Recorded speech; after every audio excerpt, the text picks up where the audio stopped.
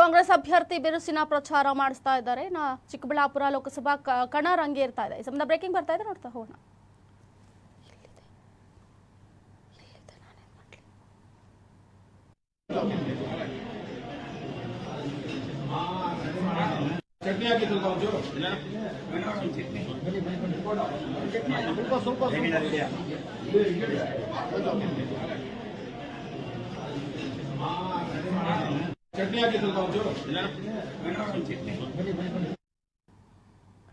ಕಾಂಗ್ರೆಸ್ ಅಭ್ಯರ್ಥಿ ಬಿರುಸಿನ ಪ್ರಚಾರವನ್ನ ನಡೆಸಿದ್ದಾರೆ. ಚಿಕ್ಕಬಳ್ಳಾಪುರ ಲೋಕಸಭಾ ಅಭ್ಯರ್ಥಿ ರಕ್ಷಾ ರಾಮಯ್ಯ ಭರ್ಜರಿ ಮತಯಾಚನೆ ಮಾಡ್ತಾ ಇದ್ದಾರೆ. ಚಿಕ್ಕಬಳ್ಳಾಪುರ ಮಾರುಕಟ್ಟೆಯಲ್ಲಿ ಮತಯಾಚನೆ ಮಾಡಿದ್ದಾರೆ ಕೈ ಅಭ್ಯರ್ಥಿ ರಕ್ಷಾ ರಾಮಯ್ಯ. ಮಾರುಕಟ್ಟೆ ಅಮಾಲಿಕಳ ಜೊತೆಗೆ ತಿಂಡಿಯನ್ನ ಸವಿದಿದ್ದಾರೆ ರಕ್ಷಾ ರಾಮಯ್ಯ ಅವರು. ಮಾರುಕಟ್ಟೆ ವರ್ತಕರು ವ್ಯಾಪಾರಸ್ಥರ ಜೊತೆಗೆ ಮಾತುಕತೆಯನ್ನ ಕೂಡ ನಡೆಸಿದ್ದಾರೆ. ಮಾರುಕಟ್ಟೆ ಸಮಸ್ಯೆಗಳನ್ನ ಆಲಿಸಿದ್ದಾರೆ ಕಾಂಗ್ರೆಸ್ ಕೈ ಅಭ್ಯರ್ಥಿಗೆ ಸಾಥ್ ಕೊಟ್ಟಿರುವಂತಹದ್ದು ಮಾಜಿ ಶಾಸಕ ಬಚ್ಚೇಗೌಡ ಅವರು.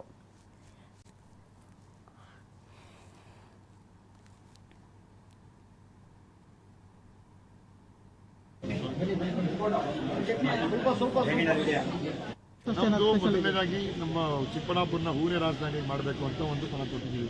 ಅದಕ್ಕೆ ಬಹಳಷ್ಟು ಅನುಕೂಲಗಳಾಗಬೇಕಿದೆ.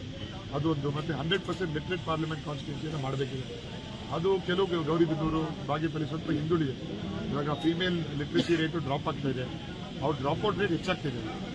ಸೊ ಇದನ್ನೆಲ್ಲ ನೋಡ್ಕೊಂಡು ನಾವು ಕಾರ್ಯಕ್ರಮ ಮಾಡಬೇಕು. ಬಿಜೆಪಿ ನಿರ್ಧಾರ ಮಾಡಿದ್ದಾರೆ. ಎಲ್ಲ ಕಡೆ ಹೋಗಿ ಕ್ಷೇತ್ರಗಳೆಲ್ಲ ಬಿಜೆಪಿ ಕಾರ್ಯಕರ್ತರು ಜೆಡಿಎಸ್ ಕಾರ್ಯಕರ್ತರು ಸೇರ್ಪಡೆಗಳು ಮಾಡ್ಕೊತಾರೆ. ಅದೊಂದು ಅನ್ಹೋಲಿ ಅಲಯನ್ಸ್ ಅಂತ ಹೇಳ್ಬೋದು. ಸೊ ಈ ಒಂದು ನುಡಿದಂತೆ ನಡೆಯುವ ಸರ್ಕಾರಕ್ಕೆ ಜನರ ಸಂಪೂರ್ಣ ಬೆಂಬಲ ಆಯಿತು. ಇದು ನಾವು ಗ್ರೌಂಡಿಗೆ ಬಂದಾಗ ಪ್ರತಿ ಕ್ಷೇತ್ರದಲ್ಲೂ ನೋಡ್ತಾ ಇದ್ದೀವಿ. 500 ಜನ ಇರೋ ಕಡೆ 3,000 ಜನ ಇರ್ತಾರೆ. ನಿನ್ನೆ ಹೊಸಕೋಟೆಯಲ್ಲಿ ನಮ್ಮ ಸೋದೇವನಹಳ್ಳಿಲಿ ಆಲ್ಮೋಸ್ಟ್ 5,000 ಜನ ಇರ್ತಾರೆ. 1,000 ಜನ ಬಂದು. ಸೊ ಜನರ ವಿಶ್ವಾಸ ಬಹಳಷ್ಟು ಹೆಚ್ಚಿದೆ. ಕಾಂಗ್ರೆಸ್ ಪಕ್ಷದ ಮೇಲೆ ಒಲವಿದೆ. ನಮ್ಮ ರಾಜ್ಯದಲ್ಲಿ ಮತ್ತು ದೇಶದಲ್ಲಿ ಕಾಂಗ್ರೆಸ್ ಪಕ್ಷ ಇದ್ರೇನೆ ಅಭಿವೃದ್ಧಿ ಆಗುತ್ತೆ ಅಂತ ಜನರಿಗೆ ಗೊತ್ತಾಗಿದೆ. ಸರ್, ಇವತ್ತು ಹೂ ಮಾರ್ಕೆಟ್ ಮತ್ತು ಎಪಿಎಂಸಿ ಮಾರ್ಕೆಟ್ ಏನು ಸಮಸ್ಯೆ ಕಾಣಿಸ್ತಾವು?